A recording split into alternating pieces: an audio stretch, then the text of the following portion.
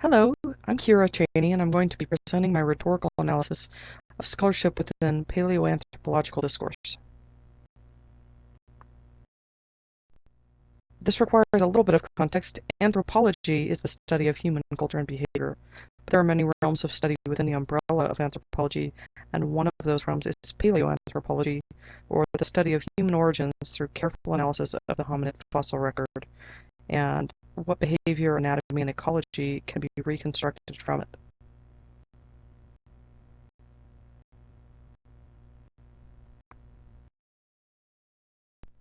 The three articles I chose for my rhetorical analysis all fall within anthropological discourse, the subfield of paleoanthropological discourse, and more specifically, they are all on the topic of paleolinguistics, also known as the study of the evolution of human speech. The introduction within this discourse immediately outlines and makes a summary of what the publication seeks to highlight. Many discourse and audience-specific articles skip a formal introduction to the subject and jump straight into the content.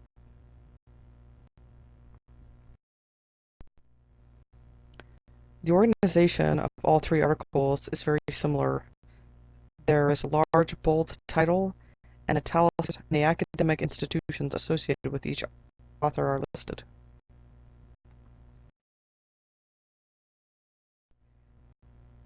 Visually, you can see that all three articles are very similar in formatting, style. They all have bold titles, they all have bold headings, page breaks, page numbers, and are two-column articles.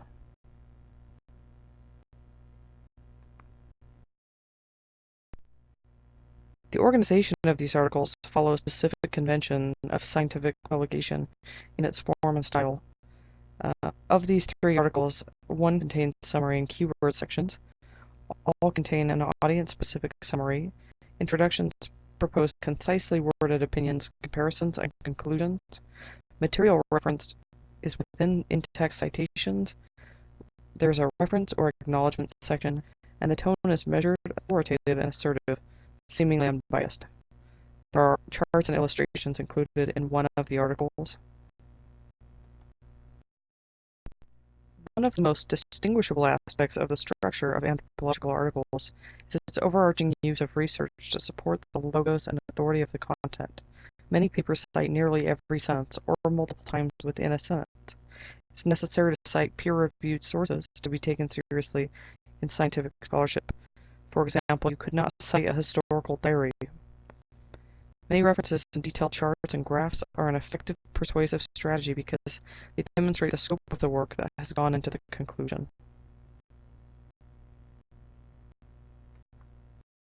Articles I analyze contain rhetorical devices. The most evident are logos and ethos, but pathos is also used with care.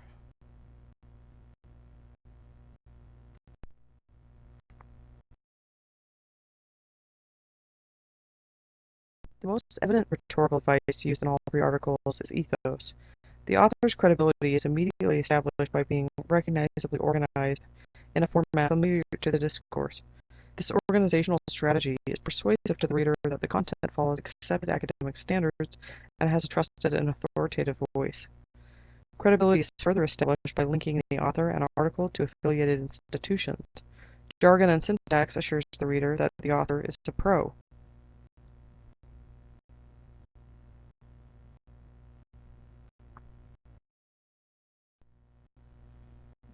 The second most evident use of rhetoric device within anthropological discourse is logos.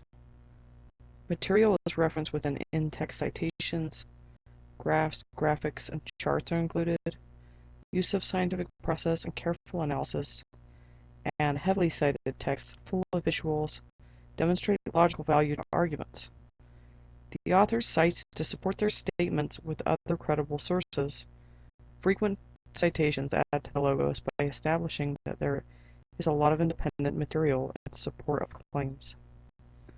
A graphic showing how statistical points of data led the author to a conclusion further support the author's ethos and the logos of the argument by demonstrating the scope of the work that has gone into the conclusion the article is leading to.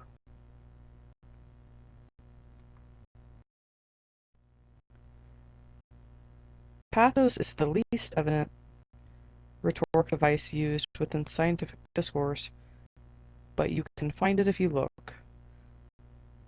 Evident pathos discredits ethos and logos when it's used in scientific discourse.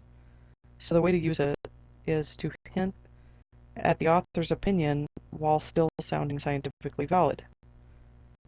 One way to do this is by interspersing the introduced content with words like controversy and debate and debated. The author uses emotion to create doubt and diminish the ethos of the contested content. At this stage, caution is in order. In regards to another author's conclusion, was used by the author to suggest that another author's conclusion had been made without caution, or was less accurate, or less valid. This increases doubt and skepticism towards conclusions other than the author's. In conclusion, there is coherence in form, structure, syntax, style, and organization within all published articles within anthropological discourse, with small differences to serve function and audience. Stylistic differences and differences in tone change primarily to serve the intended audiences, whether for a broader audience or a more inclusive and tone-specific one. All three articles rely heavily on the ethos and logos devices by using cited sources and clearly worded statements to establish the authors as authorities and the subject as fact. Thanks for watching!